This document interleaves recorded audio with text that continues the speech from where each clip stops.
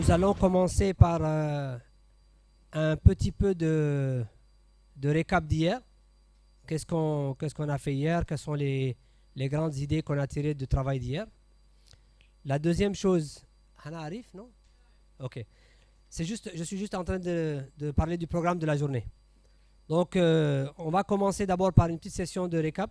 C'est très important qu'on rappelle ce qu'on a discuté hier. Il y a eu beaucoup de passion, mais il y a quelques idées importantes dans la logique de ce que nous voulons réaliser à la fin de la journée d'aujourd'hui.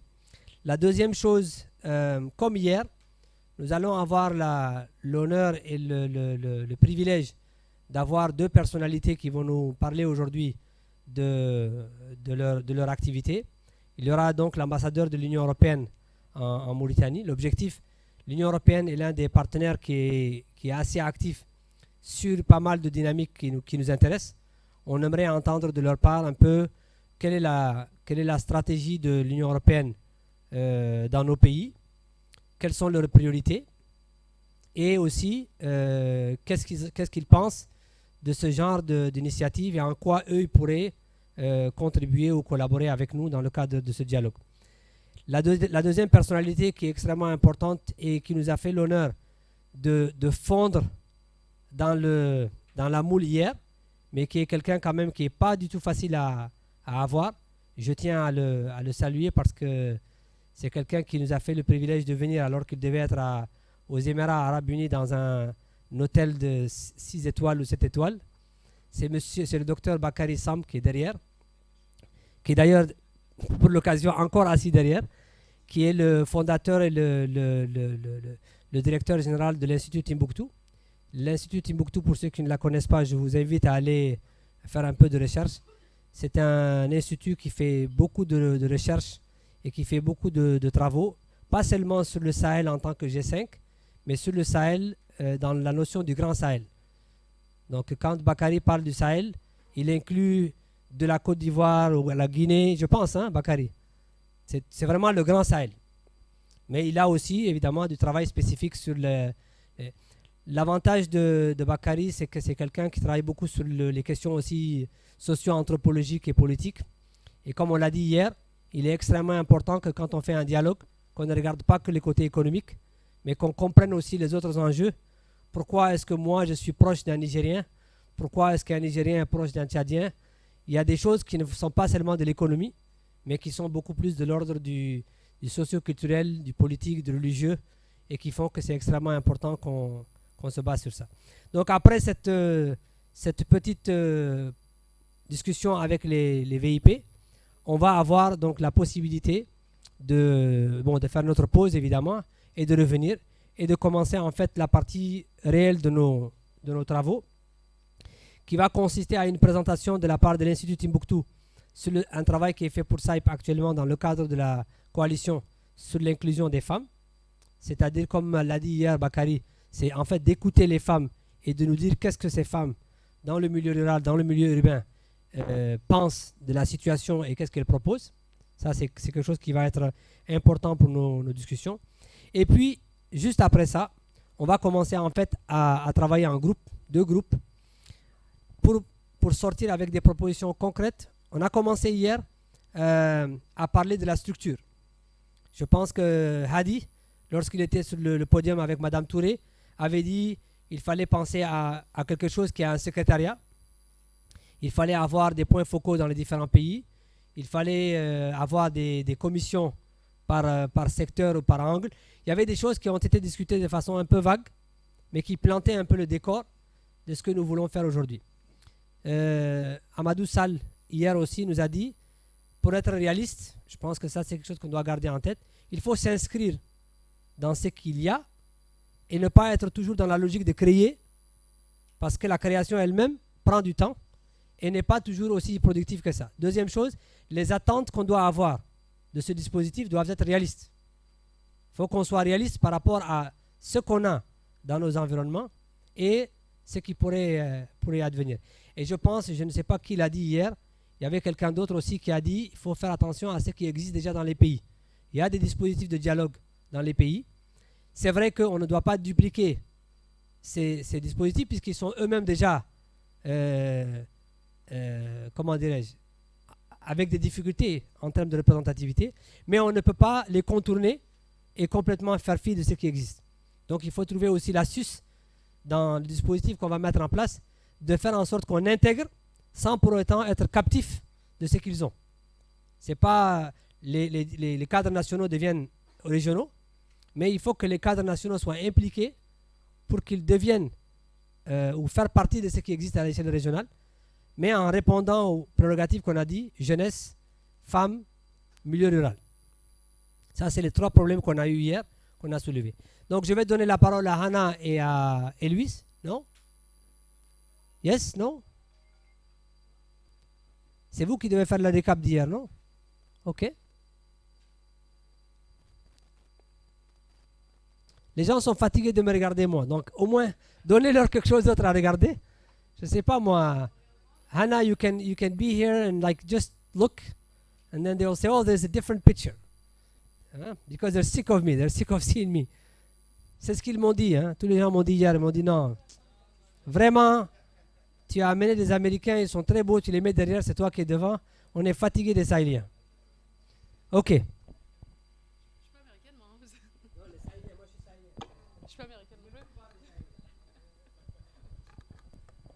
Bonjour. Bonjour à tous, j'espère que ça va, vous avez bien dormi. En récapitulation un peu de ce qu'on a parlé hier, d'abord je voulais revenir un peu sur l'approche de Saab dont on a parlé un peu généralement sur la façon dont on envisage un peu notre assistance dans le Sahel. Donc on parlait hier d'abord ce qu'on essayait de l'objectif principal de notre programmation, c'était vraiment d'obtenir la mise en place et l'opérationnalisation d'une plateforme de dialogue structurée et inclusive du secteur privé avec les instances régionales, qu'elles soient avec le G5 Sahel ou d'autres organisations. Par cela, on essaye aussi de travailler sur tout ce qui est renforcement des capacités des organisations représentatives dans la région, que ce soit les organisations qui représentent des secteurs d'activité, qui représentent les intérêts du secteur privé ou la société civile et les instituts de recherche.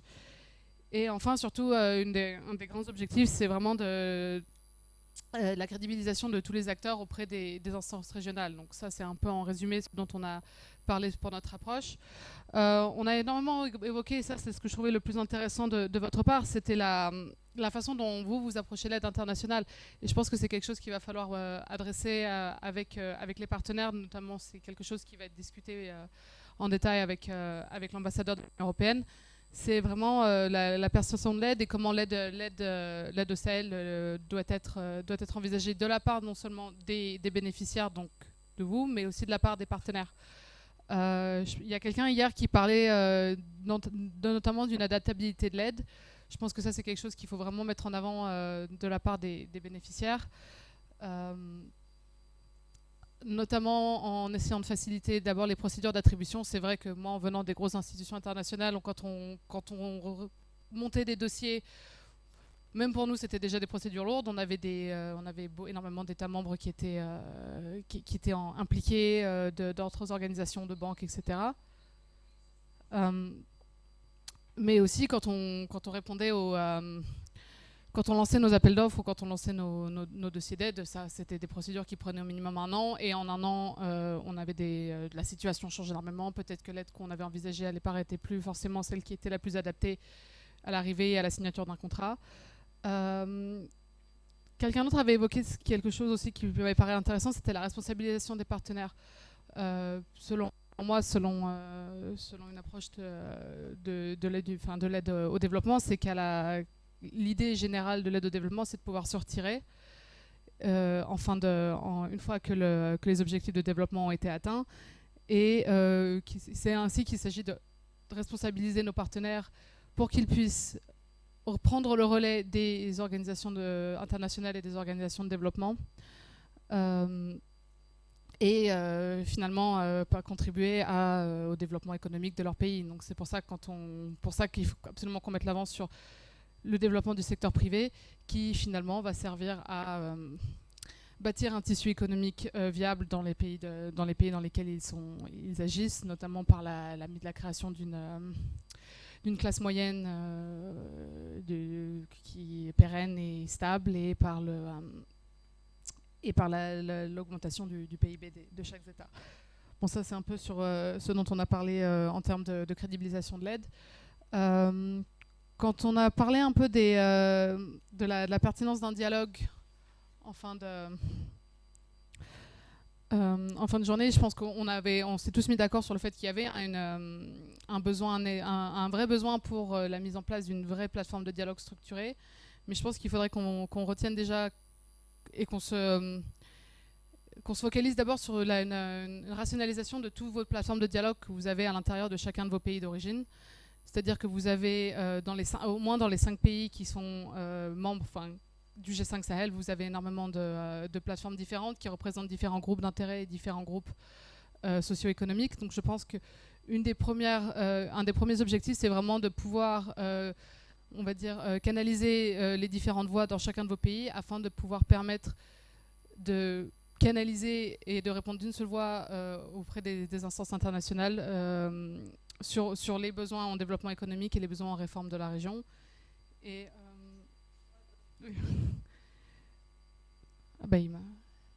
tu m'as perturbé en travaillant comme ça. Non,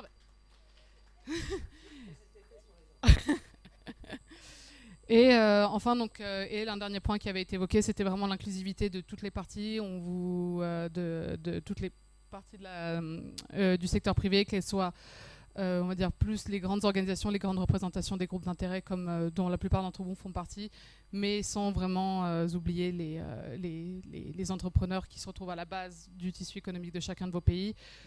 Je pense notamment dans les milieux ruraux qui constituent une énorme partie de votre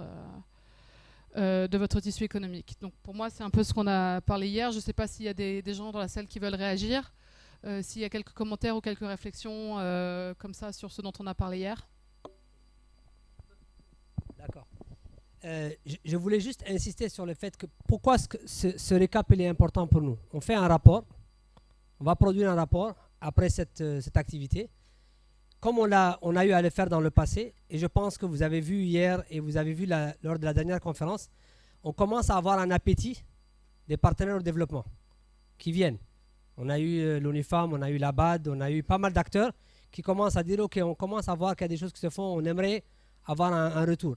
C'est notre opportunité à nous, dans ce groupe-là, de leur donner aussi à travers les rapports les messages clés. Donc lorsqu'on parle par exemple de l'aide, c'est pas anodin, c'est pas quelque chose qui est déconnecté de ce qu'on est en train de faire. Ce qu'on veut, c'est essayer de comprendre avec vous quel est le message qu'on aimerait faire passer. Comme a dit Louise, il y a un des messages hier que vous avez fait, c'est de dire il faut repenser l'approche même de l'aide au développement. Est-ce que, coopération, pardon, il y a quelqu'un qui avait dit coopération, on trouve que c'est peut-être mieux comme terme, mais de repenser ça, c'est-à-dire il faudrait qu'il y ait un vrai dialogue, un vrai suivi, une vraie concertation, etc. Donc ça, c'est des messages qu'on va mettre dans le rapport pour que l'Union européenne et les autres voient que s'ils veulent continuer à faire un effet, il faudrait qu'ils suivent ce genre de recommandations. Donc comme elle a dit, maintenant, nous, on aimerait savoir, est-ce qu'il y a des points que vous jugez pertinents de ce qui a été dit hier, que vous voulez faire figurer dans le rapport. Le récap, c'est pour en fait nous assurer qu'on a bien capté les idées qui doivent figurer dans le rapport. Est-ce qu'il y a quelque chose qui a été omis, qui vous semble pertinent et qu'il faut impérativement mettre? Moi, j'ai beaucoup apprécié le collègue du Tchad et le collègue du Niger hier, qui avait un petit... Bon, pour être franc, le collègue du Niger, qui est en campagne, avait eu des mots très durs, mais je pense qu'il y avait dans ce qu'il a dit quelque chose aussi qui était un peu ce qu'on pense et qu'on ne veut pas dire. Donc c'est important que nous, dans le cadre du rapport, on mette des idées comme ça. Bon, évidemment, de manière plus diplomatique que ce qui a été dit hier. Mais c'est important qu'on les mette. Donc, est-ce qu'il y a des idées? Le micro est à vous maintenant. Est-ce qu'il y a des idées que vous voulez qu'on capte dans le rapport pour que ces messages passent de l'autre côté, chez les partenaires, chez SAIP, chez les autres acteurs? Est-ce qu'il y a des choses qu'on a dit hier, que vous avez entendues, qu'on n'a pas remis? Merci. Moi, je voudrais qu'on insiste beaucoup sur le fait que nos économies sont informelles. Tout à l'heure, dans le rapport, on a entendu que notre économie est largement rurale. Et que si on veut stimuler l'entrepreneuriat chez les jeunes et dans le secteur informel, il faut insister sur la notion qu'on ne pourra jamais accéder à la démocratie, à j'allais dire plutôt, à ce que notre voix soit entendue. Que notre voix soit entendue chez les décideurs, tant qu'on n'a pas irrigué la jeunesse de l'entrepreneuriat et de l'autonomie financière. Car sans autonomie financière, il n'y a aucune liberté. Notre voix ne sera jamais entendue. C'est une question importante et faire la connexion avec le secteur informel. Voilà. C'est très important. La majorité du secteur, c'est le secteur informel. S'il est absent, ok. Je donne. Il y a quelqu'un ici? Non, c'était. Non, c'était derrière. Docteur, Merci beaucoup. Je pense qu'une des idées phares qu'on pourrait retenir par rapport au débat, oui, voilà, c'est ça, d'accord. Donc c'est la double peine. Alors, je pense que une des idées phares qui s'est dégagée à travers les discussions que nous avions eues ici hier, c'est cette nécessité pour les partenaires internationaux, en tout cas, de prendre en compte de plus en plus les perceptions des populations locales. C'est-à-dire qu'il faudrait, je pense, aller beaucoup plus loin que les indicateurs et les critères d'évaluation classiques sur efficience, etc., et intégrer dans l'évaluation les retours du terrain sur les perceptions que les populations même ont sur les projets qui ont été développés. Je donne un exemple très rapide. Hein. Ça se passe dans la région de Difa, où des populations qu'on a interrogées sur un projet de l'Union européenne. Il dit, oui, vous connaissez, quels sont les projets que vous connaissez? Il y en a un qui a dit, il y a le projet poussière. Je dis, c'est quoi le projet poussière? Il dit, non, nous, on ne sait pas. En fait, c'est des gens qui sont là. Tous les matins, ils passent à 9h, il y a des 4x4. Ça soulève la poussière, mais on ne sait pas exactement ce qu'ils font.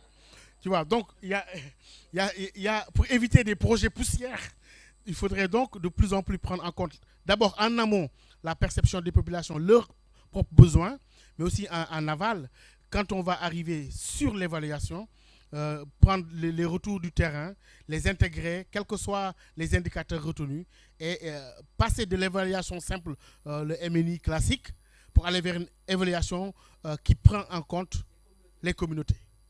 Merci. Les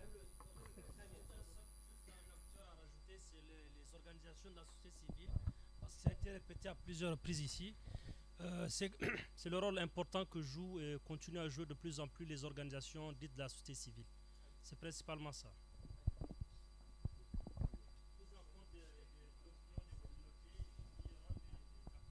le Mali est très sensible, donc quand ils demandent la parole, il faut leur donner.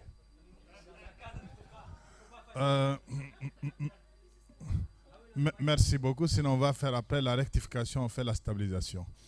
Merci beaucoup Sidat. Je voulais, dans la même logique que Bakary Sam, je voudrais dire que c'est aujourd'hui la même exigence des populations à l'égard de nos...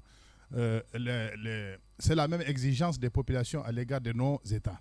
Aujourd'hui, les populations exigent que toutes les doléances, que les requêtes, tout ce qu'on doit faire pour l'État, pour les populations, doit d'abord commencer par les populations. Raison pour laquelle hier, je vous ai parlé ici des PDSEC, qui vont aujourd'hui de la commune jusqu'à la région, donc à tous les niveaux des collectivités. Donc il est important, c'est la même exigence aussi des populations pour les partenaires techniques et financiers. C'est de dire qu'aujourd'hui, tout ce qui doit être fait, aujourd'hui, on doit niveler par le bas. Donc parce que vous allez dans le temps, vous avez même nos États, ils font des politiques nationales sur telle thématique, malheureusement qui ne prend pas en compte les exigences et les demandes réelles des populations à la base. Raison pour laquelle la même exigence adressée à nos États, c'est la même exigence qui continue aussi pour les partenaires techniques et financiers. Merci beaucoup. Merci. Apparemment, le fait de se lever, ce n'est pas seulement pour les autres. On va se mettre à l'affirmatif. Hier, en fait, avant le panel, on pensait qu'on allait avoir la parole. Bon, comme la ministre était là, on ne voulait pas, voilà, ne pas jouer au garçon impoli.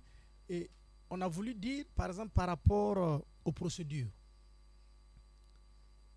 parler de régularisation. Ça existe.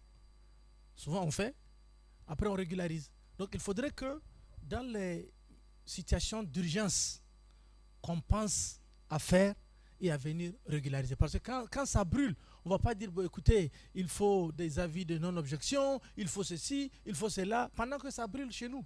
Donc il faut vraiment qu'on demande à nos partenaires, dans les situations d'urgence, qu'ils acceptent que nos pays fassent et qu'après qu'on vienne régulariser. Mais que ça ne serve pas que ça ne soit pas de manière répétée. Voilà, répétitive. Merci.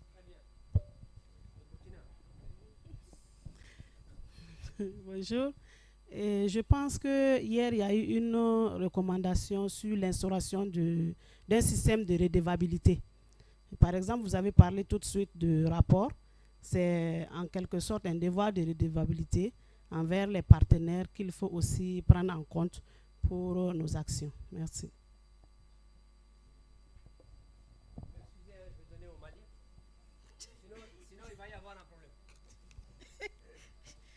Si le Mali se fâche, hein? Merci beaucoup, bonjour tout le monde. Ce que je vais rajouter, je vais aller dans le sens de mon fils malien, niveler par le bas. J'aime beaucoup ce mot parce qu'il faut que ça monte de la base vers le haut. Et également essayer d'harmoniser quand même les cadres de concertation au niveau des primatures respectives des pays. Et je ne sais pas si je serai hors sujet, mais il serait également important, à mon avis, de voir au niveau des PTF. Parce que ce que nous avons remarqué, c'est qu'en général, les PTF ont pratiquement les mêmes programmes. De sorte qu'il y a des pans de certains besoins qui restent toujours à rate. Donc, il faut une synergie des PTF, un cadre également de concertation des PTF, pour qu'entre eux, ils puissent voir qu'est-ce que je prends, qu'est-ce que je ne prends pas, et que, ainsi de suite, tout le monde puisse avoir, si c'est un gâteau, partager le gâteau pour que l'assiette soit beaucoup plus fournie. Merci bien.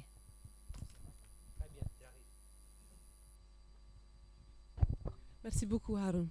Bonjour à tous. Donc moi, je voudrais m'inscrire dans la logique donc pour les recommandations qui vont vers les bailleurs de fonds, je voudrais m'inscrire dans la logique des besoins, du recueil des besoins des populations à la base, afin de pouvoir mieux répondre à leurs besoins. Personnellement, je fais partie de l'équipe du G5 Sahel, l'équipe qui appuie la force conjointe du G5 Sahel qui se trouve au niveau de la frontière.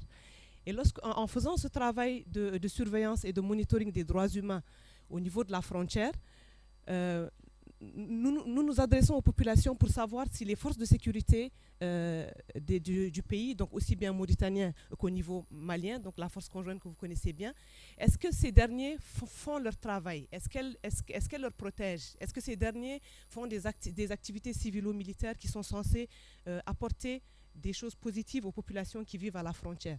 Et ces personnes vous disent très clairement, moi, vous me parlez de la sécurité, c'est bien. Vous me parlez de mes droits, c'est bien. Mais moi, ce que j'aimerais avoir, c'est mes besoins de base, mes besoins à la base. Les besoins basiques qui vont vers mes enfants, donc l'éducation. Les besoins basiques qui vont vers le maraîchage, l'agriculture, qui nous permettent de nourrir se nourrir nous-mêmes et nourrir nos familles. Donc ça, c'est les besoins à la base. Ça rejoint le nexus développement. Et maintenant, on parle de triple nexus. Ce nexus développement humanitaire, on en parle beaucoup, c'est vrai. Mais là, le volet de développement manque cruellement et je pense que l'accent devrait vraiment être mis là-dessus. Lorsque nos bailleurs de fonds s'installent pour mettre en place des projets comme ça, il faudrait qu'ils prennent les besoins à la base. Et c'est vraiment là où je voudrais mettre l'accent aujourd'hui. Merci beaucoup.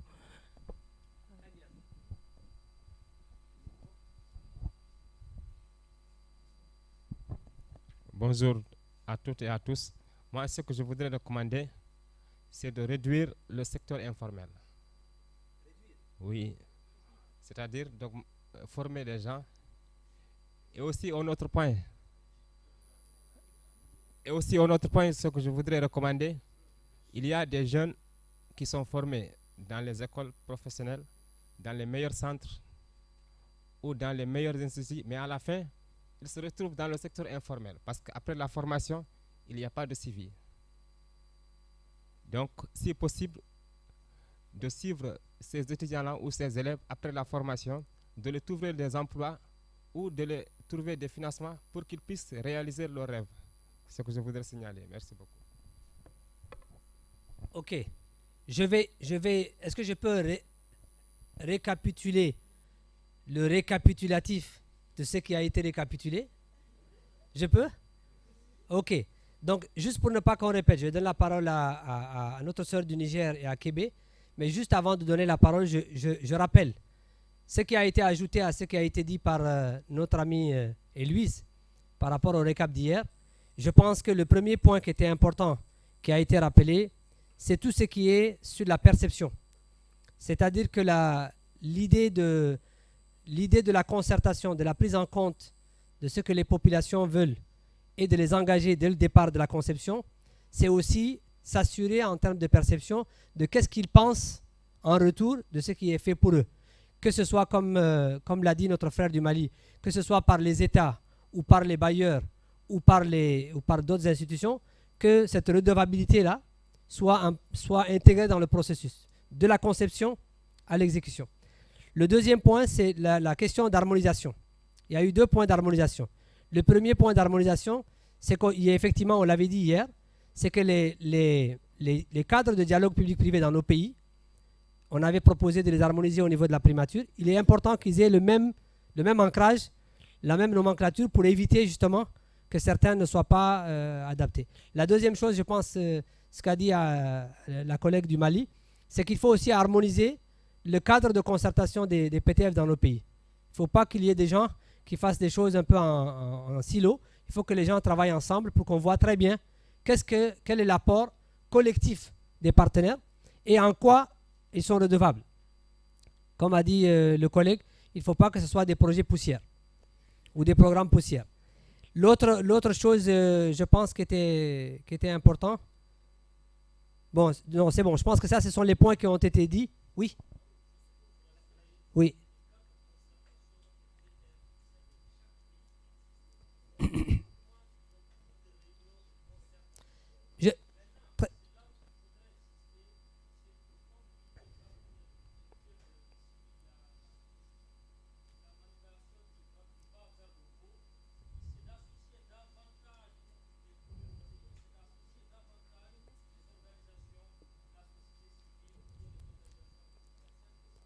D'accord. D'accord. Je te laisse compléter. Donc, peut-être que je me suis mal exprimée. Parce que dans la pratique, on s'est rendu compte en général, quand les PTF arrivent avec les programmes, nous avons nos doléances, nous avons nos besoins à la base, et on se rend compte que les PTF en général disent non, ça ne fait pas partie de de nos prérogatives ou ça ne fait pas partie de notre portefeuille. Donc souvent, pendant toute une année entière, nous assistons à des programmes qui n'arrivent pas à avoir des financements. Alors que s'ils se mettaient autour de la même table et qu'ils revoient les programmes ensemble, ce qui est sûr et certain, ils pourront ne pas dupliquer à l'infini les mêmes programmes et les mêmes objectifs. C'est ce que je voudrais dire. Donc c'est un peu indépendant. C'est vrai, les cadres existent, mais il faut qu'ils harmonisent au fait ce qu'ils font. D'accord. Une règle générale en communication. Si quelque chose existe, si quelque chose est très bon, mais qu'il y a quand même quelqu'un qui pose la question, au minimum, ça voudrait dire que ce n'est pas aussi efficace que ça. Ça a le mérite au moins de ça. Voilà. Donc on n'est pas ici en train de se convaincre que ça n'existe ou ça n'existe pas. Si vous me dites que ça existe, moi je vous dis que ça n'existe pas. Ce qui est clair, c'est qu'il y a une personne dans le monde qui est comme moi qui croit que ça n'existe pas. Donc on a besoin de plus de communication. Je pense que les cadres sont là. Il y a besoin d'harmonisation, il y a besoin de plus d'informations. Comme a dit quelqu'un aussi hier, il y a des projets qui sont là, on ne sait pas qu'est-ce qu'ils font et on n'a pas beaucoup d'informations. D'ailleurs, c'était le collègue de Rosso qui avait parlé qu'il n'y a aucune chose qui est faite au niveau de Rosso par les députés et les élus. Et que lui-même, il va être candidat. Donc. Merci beaucoup et bonjour à tout le monde. Donc, c'est juste pour revenir par rapport à cet aspect qui est l'information. Moi, je pense qu'il faudra mettre un accent par rapport à l'identification des acteurs concernés. Parce que nous ne pouvons pas aujourd'hui prétendre défendre aujourd'hui des gens qui ont des problèmes ou eux-mêmes, ils n'ont pas, c'est-à-dire que l'information qu'on est en train de les défendre ailleurs. D'où, pour dire qu'aujourd'hui, nous sommes tous d'accord que le monde rural est plus actif par rapport à la productivité. Et nous savons que le secteur informel est plus nombreux. Mais nous sommes, je généralise, dans les pays du G5 ou l'Afrique d'une manière générale, à l'intérieur, nous avons beaucoup d'analphabètes, des gens qui n'ont aucune connaissance par rapport à beaucoup de choses. Nous le savons, quand tu voyages à l'intérieur, tu sais, les gens n'ont pas l'information. Et je pense qu'aujourd'hui, le fait de vouloir sortir dans l'informel, notre économie est informelle, mais il faudra aujourd'hui, ces gens qui sont dans l'informel, qu'on arrive à les identifier et aussi à les impliquer d'une manière efficace pour que ces gens puissent avoir des informations. Aujourd'hui, il y a des plateformes, je pense qu'avec l'e-structure, hier je suis rentré sur le site, je n'étais même pas au courant qu'il y avait un site, c'est hier que j'ai vu des rapports qui ont été produits et c'est intéressant. Et pour dire que c'est notre pays est comme ça. Récemment même, vu qu'avec les ambitions politiques, j'ai vu beaucoup de documentation qui ont été faites par la GIZ concernant la décentralisation, beaucoup d'informations concernant les communes et tout. La population n'a pas ces informations. La preuve en est que récemment, nous avons organisé une formation qui consistait vraiment à parler sur les prérogatives communales, le rôle des conseils municipaux. Nous constatons que des vieux ne savaient même pas que le maire fait partie des conseils municipaux. Des vieux intellectuels, des professeurs. Donc, pour dire que les gens n'ont pas l'information. Et c'est un problème majeur. Les partenaires qui viennent, ils ont des belles documentations qui ont été faites. Des experts comme Haroun vont figer des très bonnes documentations, des stratégies et tout ça. Les partenaires vont être... Ah bah oui, mais la population n'a pas cette information. Il y a un problème. Merci. Moi, je ne voterai pas pour lui. Ça, c'est clair. Je ne voterai pas pour Kébé. Donc, tu attaques les consultants? Ok, donc on donne la parole à la dame du Niger et après, je te donne... Merci beaucoup. Bonjour, chers collègues. En fait, si nous insistons sur le nivellement à la base, ce n'est pas fortuit. C'est pour permettre une appropriation des actions par les populations. Parce que au niveau de nos pays, nous disposons des outils qui fonctionnaient avant, si je pouvais le dire, comme l'a dit le Malien. Chez nous, au Niger, par exemple, on appelle ça PDC, les plans de développement communaux, qui prenaient en compte, lors des diagnostics, les préoccupations des populations à la base. La preuve, docteur Bakary Sam vient de donner un exemple à Difa. Si c'était pris en compte, les populations là n'allaient pas dénommer le projet là, projet poussière. Donc vraiment, il faut prendre en compte ces nivellements à la base là et les documents et les outils que nous avons par les partenaires techniques et financiers. Deuxièmement, je voulais, à chaque fois qu'on parle de jeunesse là, il faut que femmes viennent à côté. Oui, donc il y a quelqu'un qui a parlé de jeunesse, mais la jeunesse et la femme, parce que c'est les deux couches vulnérables dans nos différentes... Oui, vraiment. Merci. Mais quand on dit jeune, on n'a pas dit que c'est homme? Ça peut être femme, non? On a dit les jeunes. Les jeunes, ça veut dire homme et femme. Non, d'accord. Donc dans ce cas, moi j'ai été très gentil avec cette affaire du genre là. Mais maintenant je vais commencer à me fâcher. Donc maintenant dès qu'on dit jeune, on va dire jeune homme et jeune femme. On va pas dire jeune et femme parce que ça veut dire que les jeunes là, il y en a qui sont femmes. Non. Non, je pense que là on a dépassé le truc de quota là. Vous commencez à exagérer. Ok. Donc, chers amis, je pense qu'on a fait le tour. Je te donne la parole tout de suite, hein, parce que c'est toi qui nous conclus à chaque fois. On donne toujours aux sages. On laisse les perturbateurs comme moi lancer le débat et puis après les sages concluent. Non, ce qui est important, c'est qu'on a pris quelques messages clés, comme on l'a dit. Dans les rapports que nous produisons, il y a une partie des messages clés qui sont adressés aussi aux partenaires qui travaillent dans la zone pour leur dire voilà ce que les gens qui sont dans cette communauté pensent de la coopération, pensent des projets, pensent de ce qui est fait pour eux. Il y a une deuxième partie maintenant qui va concerner ce que nous proposons dans le cadre de notre activité, c'est-à-dire par rapport au dialogue public-privé, qu'est-ce que nous demandons au G5 Sahel et qu'est-ce que nous nous engageons à faire. Ce qu'on va faire aujourd'hui, c'est cette deuxième partie, mais cette première partie des messages clés, je pense qu'on est plus ou moins d'accord sur quelques messages clés qui doivent sortir. Je me ferai un honneur lorsqu'on va écrire le premier jet du rapport de les faire circuler pour avoir les commentaires des uns et des autres avant de pouvoir le publier. Excuse-moi, je viens de me souvenir. Hier, après, Héloïse me dit de me lever. Elle me dit de me lever. Bonjour. Donc, je disais hier, lorsqu'on avait parlé de la prise en compte de la base, donc des collectivités, avec mon frère du Mali, on parlait de la décentralisation de l'aide. Donc, de faire un plaidoyer au niveau des différents États du G5 Sahel pour que dans leurs négociations avec les partenaires, qu'ils puissent prendre en compte l'aide, qu'ils puissent appliquer l'aide décentralisée. Donc, c'est ce qu'on voulait dire hier. Une aide décentralisée, que les États acceptent de prendre en compte les collectivités territoriales, que donc l'aide ne soit plus attribuée directement à l'État, mais qu'elle puisse être attribuée aux collectivités territoriales directement. Merci. Donc ça, c'est la partie du plaidoyer envers l'État. C'est le message qu'on donne aux États. Ok. Bon, juste, je vais juste répéter la recommandation que j'avais faite hier, c'est-à-dire le suivi des recommandations. C'est important. Il ne faudrait pas qu'on continue à nous réunir, à formuler des recommandations, alors que ça, finalement, se retrouve dans les tiroirs.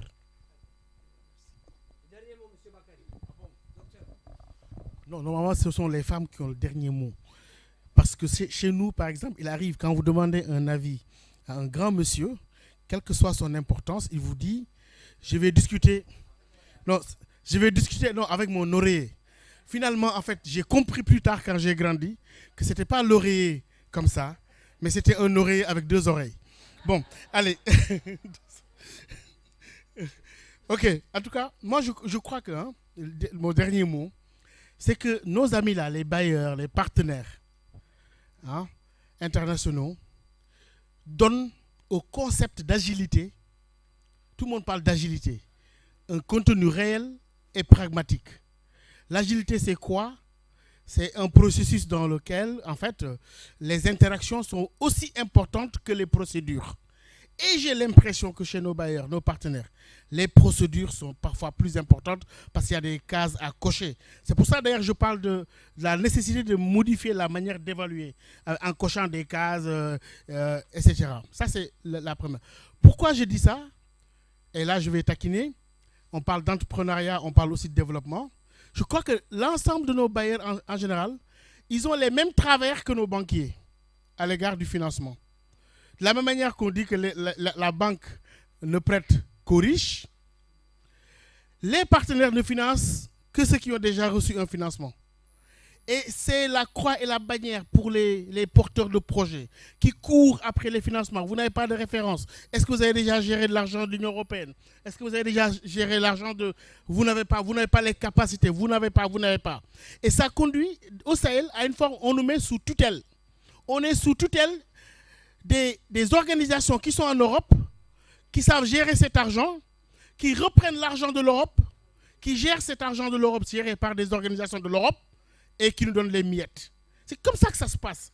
Parce qu'elles mettent en avant ces organisations la capacité d'avoir géré de l'argent européen. Ça, c'est vrai. Il ne faut pas que les partenaires conduisent les mêmes travers que nos banquiers qui ne financent qu'aux riches, et eux, ils ne financent que ceux qui sont déjà financés. Je donne un exemple rapide. Je donne beaucoup d'exemples du Niger. À Maradi. Je demande à des gens vers qui vous vous tournez lorsque vous avez un projet. Je donne beaucoup de noms, l'Union européenne, d'autres. Ils disent, oh non, là-bas, ce n'est pas possible pour nous. Parce que c'est l'énergie qu'on dépense pour monter le projet, peut-être même va nous coûter de l'argent qui pourrait financer un micro-projet. C'est ça la réalité. Donc cette agilité-là dont on parle, qui est un agile process, qui est un truc qui plaît beaucoup à la Banque mondiale, à tout le monde, qu'on y mette un contenu. Et qu'on repense les choses sur d'autres schémas. C'est-à-dire que faire la notion de risque que la banque prend, il faut que les PT prennent des risques.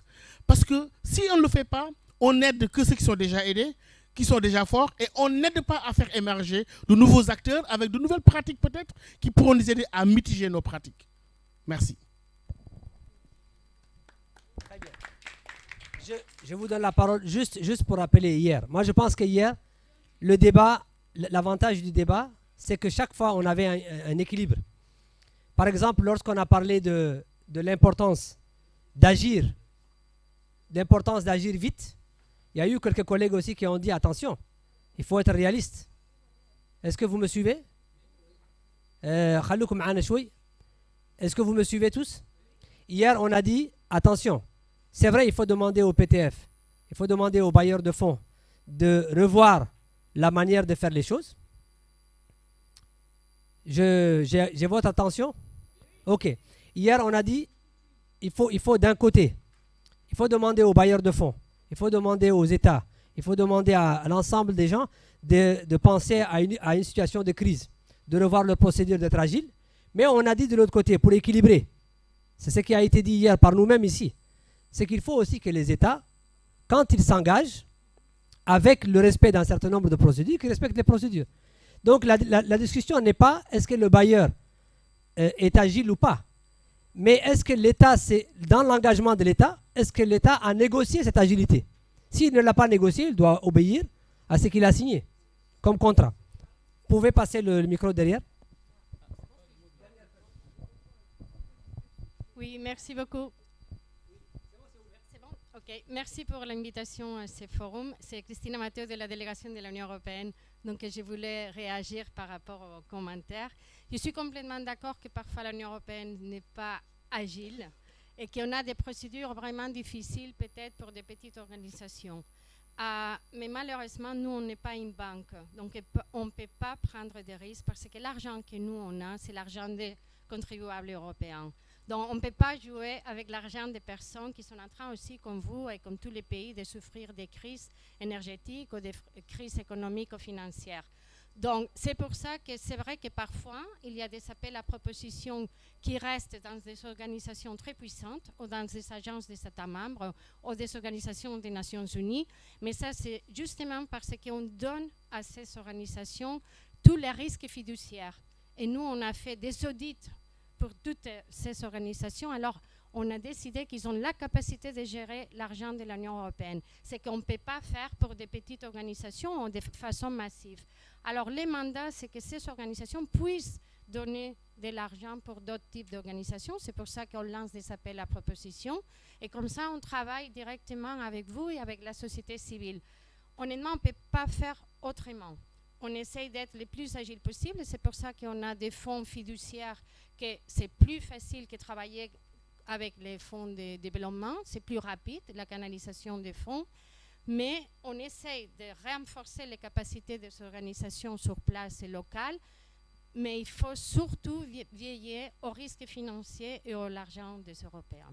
Merci beaucoup. Alors, bonjour tout le monde.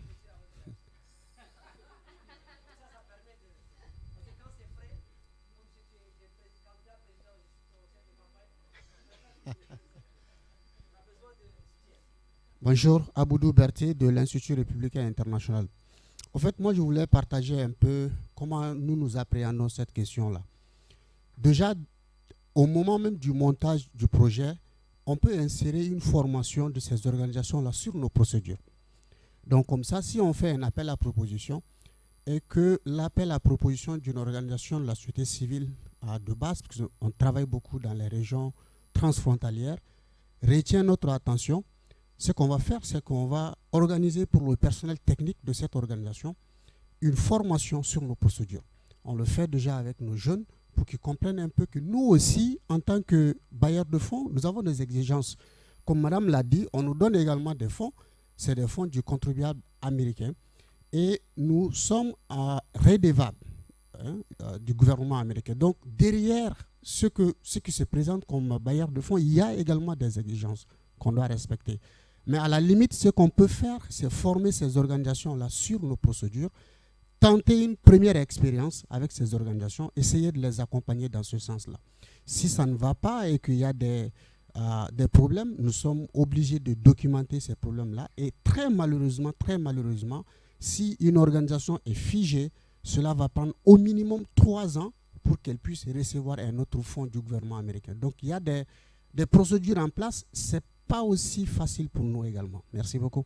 Donc, je pense, avant de donner la parole au président, Pour qu'il nous dise, donne le dernier mot. Je l'ai laissé bien réfléchir. J'ai vu qu'il a réfléchi. Non, avant de donner, je pense que Madame Christina n'était pas avec nous hier. Et c'est juste pour essayer de la mettre un peu dans le bain. Je pense que ce qu'on est en train de dire, c'est que le contribuable européen ou le contribuable américain ou le bailleur quelconque a un objectif quand il fait de l'aide. L'objectif de son aide, c'est d'avoir un impact sur les populations. Ce qu'on est en train de... Je pense que ce que les personnes ici ont dit hier, c'est qu'il serait important de se réasseoir pour qu'on continue à préserver les intérêts de ceux qui nous accompagnent, mais en même temps qu'on leur dise la situation telle qu'elle est au Sahel aujourd'hui ne peut pas continuer avec la même structure puisqu'il s'agit d'une crise. Il y a eu même des voix ici qui ont dit on ne traite pas la Hongrie ou la Grèce comme on traite l'Ukraine aujourd'hui. La situation n'est pas la même. Donc on ne devrait pas traiter le Sahel aujourd'hui comme le Sahel il y a 15 ans ou 20 ans. Il y a une situation de fait et donc il faut qu'on préserve les intérêts, les procédures, le système de l'Union européenne, de la Banque mondiale et des autres. Mais en même temps, il faut qu'on s'assure que ce qui est voulu soit atteint. Et ce qui est voulu ne peut pas être atteint avec cette manière. Et on n'a pas seulement remis en cause l'agilité des bailleurs, on a aussi remis en cause l'agilité des États. C'est qu'on a dit, même les États eux-mêmes, par manque ou par besoin de ressources, acceptent un certain nombre de conditions, alors qu'ils savent très bien que ces conditions ne sont pas à remplir. Ce qui fait souffrir les populations derrière. D'où donc l'importance de dire, l'objectif n'est pas de casser les procédures d'un tel ou tel bailleur. L'objectif est de dire, pour que les contribuables européens, américains et autres qui veulent avoir de l'impact en Afrique aient cet impact, le processus qui est mis en place doit être changé parce que les choses ont changé. Et il doit être changé par non seulement l'Union européenne, la Banque mondiale et les autres, par les États eux-mêmes et par les groupes. C'est-à-dire nous-mêmes, en tant que structure patronale et autres, on doit avoir une manière de changer puisqu'on n'est plus dans le mode d'avant. Donc c'est un peu une responsabilité collective et c'était un peu ça le débat d'hier que certains ont soulevé en disant ce n'est pas le business d'avant, c'est le business d'aujourd'hui et aujourd'hui demande une action différente de tout le monde, y compris les partenaires. On ne peut pas le faire sans les partenaires aussi. Merci beaucoup, monsieur le directeur de campagne. Et effectivement, je voudrais rebondir et répondre à... Oui, c'est justement la réaction de madame qui me fait réagir. Et hier, on l'a dit aussi, madame n'était pas là. On s'était dit que c'est quand même l'argent du contribuable. C'est des Européens qui cotisent, qui payent leurs impôts. C'est avec ça qu'on vient aider nos pays. Mais il faudrait que nous, dans nos pays, qu'on gère bien ces ressources. Mais ce qu'on avait aussi dit quand madame n'était pas là, c'est qu'on s'était dit que le Sahel est en crise. Les 5 pays du G5 Sahel sont en crise. Ils ont été à une conférence des bailleurs à Paris. Des pays ont promis. Malheureusement, à ce jour, beaucoup de promesses n'ont pas été respectées. Et ça nous met mal en tant que jeunesse, madame, du Sahel. On avait aussi dit, madame, que pendant la même période, on a vu une guerre qui s'est déclenchée en Ukraine, madame. Pendant ce temps, madame, on a vu que les procédures ont été mises entre parenthèses, madame. Beaucoup d'argent ont été mobilisés, madame, pour l'Ukraine. Pendant ce temps, le Sahel continue toujours à attendre, madame. Donc voilà un peu notre préoccupation, madame. Voilà. C'est un discours très dilué du président. Non, franchement, je pense qu'il peut gagner. Il peut gagner. Contrairement à M. Kébé, lui, il peut gagner. Les gens